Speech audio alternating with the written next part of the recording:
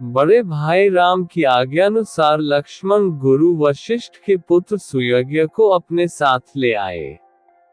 राम और सीता ने अत्यंत श्रद्धा के साथ उनकी प्रदक्षिणा की। इसके पश्चात उन्होंने अपने स्वर्ण कुंडल, बाजूबंद, कड़े, मालाएं तथा रत्नजटित अन्य आभूषणों को उन्हें देते हुए कहा, हे मित्र, जनकनंदिनी सीता भी मेरे साथ वन को जा रही है। इसलिए ये अपने कनकर्ण, मुक्तमाला, किंकणी, हीरे, मोती, रत्नादि समस्त आभूषण आपकी पत्नी को दान करना चाहती है। आप इन आभूषणों को सीता की ओर से उन्हें आदर तथा नम्रता के साथ समर्पित कर देना। मेरी यह स्वर्णजटित शया अब मेरे लिए किसी काम का नहीं है, अतः इसे भी आप ले जाइए। मेरे मामा ने अत्यंत स्नेह के साथ मुझे ये हाथी दिया था, इसे भी सहस्त्र स्वर्ण मुद्राओं के साथ आप स्वीकार करें। राम के वनगमन के विषय में ज्ञात होने पर सुयज्ञ के नेत्रों अश्रु भर आए। सजल नेत्रों के साथ राम के द्वारा प्रदान की गई वस्तुओं को उन्होंने ग्रहण किया और आशीर्वाद दिया, हे राम, तुम चिरजीवी हो। तुम्हारा 14 वर्ष का वनवास तुम्हारे लिए निष्कंटक और कीर्तिदायक हो। वनवास की अवधि समाप्त होने पर लौटने पर तुम्हें अयोध्या का राज्य पुनः प्राप्त हो। इस प्रकार आशीर्वाद देकर गुरुपुत्र सुयज्ञ विदा हुए।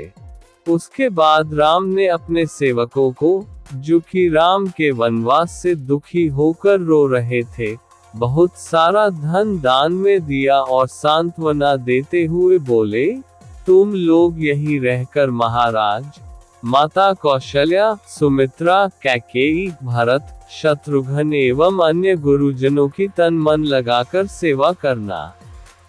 सदैव इस बात का ध्यान रखना कि उन्हें किसी प्रकार की असुविधा न हो। फिर राम ने अपनी समस्त व्यक्तिगत संपत्ति को मंगवाकर सीता के हाथों से उसे गरीब, दुखी, दीन दरिद्रों में बंटवा दिया। राम और सीता के द्वारा मुक्त हस्त से दान दिए जाने की चर्चा सारे नगर में दावानल की भांति फैल गई। उन दिनों अयोध्या के समीपवर्ती एक ग्राम में गर्ग गोत्री त्रिजटा नामक एक तपस्वी ब्राह्मण निवास करता था। उनकी बहुत सी संतानें थीं और वह अत्यंत दरिद्र था। उसे अपनी गृहस्थी का पालन पोषण करने में अत्यंत कठिनाई होती थी। राम के द्वारा किए जाने वाले दान की चर्चा सुनकर उसकी पत्नी ने उनसे से कहा, हे स्वामी, आपको भी ज्ञात हुआ होगा कि अयोध्या के ज्येष्ठ राजकुमार श्री रामचंद्र जी अपना सर्वस्व दान में वितरित कर रहे हैं। आप भी उनके पास जाकर याचना करें। हमारी निर्धनता और दरिद्रता से तथा आपकी याचना से द्रवित होकर दयालु राम हम पर भी अवश्य ही दया करेंगे और इस दरिद्रता से हमारा उद्धार कर देंगे। तपस्वी त्रिजटा याचना में रुचि नहीं रखते थे, किंतु पत्नी के बार बार प्रेरित किए जाने पर विवश होकर वे श्री राम के दरबार की ओर चल पड़े। वे शीघ्रातिशीघ्र एक के बाद एक 5 ड्योरियां पार करके राम के समक्ष जा पहुंचे। उनकी तपस्या जनित तेज और ओस प्रभावित राम बोले, हे तपस्वी, हे ब्राह्मण देवता, आपका हृदय तीव्र गति से स्पंदित हो रहा है और शुभ्रभाल पर श्वेत कण झलक रहे हैं। ऐसा प्रतीत होता है कि आप बड़ी दूर से तीव्र गति के साथ चले आ रहे हैं। आपकी वेशभूषा आपके धन का अभाव का परिचय देता है। अतः आपने अपने हाथ में जो दंड रखा है उसे आप अपनी पूर्ण शक्ति के साथ फेंकिए। ये दंड जहां पर जाकर गिरेगा, आपके खड़े होने से उस स्थान तक जितनी गौएं खड़ी हो सकेंगी, मैं आपको अर्पित कर दूंगा और उन गौओं के भरण पोषण के लिए भी पर्याप्त साधन जुटा दूंगा। इस आदेश को सुनकर त्रिजटा ने पूरी शक्ति के साथ दंड फेंका। दंड सरयू नदी के दूसरी पार जाकर गिरा। राम ने उसके बल की सराहना की तथा उसे अपनी प्रतिज्ञानुसार गोदान में दी। उनको विदा करने के पूर्व स्वर्ण, मोती, मुद्राएं, वस्त्रादि भी दान में दिया। इस प्रकार अपनी असंख्य धनराशि का दान कर सबको संतुष्ट करने के पश्चात वे सीता और लक्ष्मण के साथ पिता के दर्शनों के लिए चले गए। ये कथा श्री राम के महान त्याग, धर्म पालन, दयालुता और उनकी उदारता को दर्शाती है।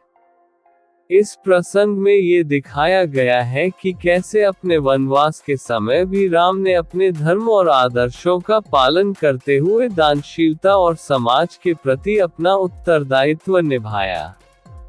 मुख्य बातें। 1. सुयज्ञ का सत्कार और दान। गुरु वशिष्ठ के पुत्र सुयज्ञ को बुलाकर राम ने अपनी और सीता की समस्त कीमती वस्तुएं उन्हें ससम्मान दान में दी। 2. सेवकों को सांत्वना। अपने सेवकों को सांत्वना देते हुए उन्होंने उन्हें परिवार और गुरुजनों की सेवा में लगे रहने का आदेश दिया। ये राम के कर्तव्य और समर्पण की भावना को दिखाता है। 3. गरीबों में दान का वितरण।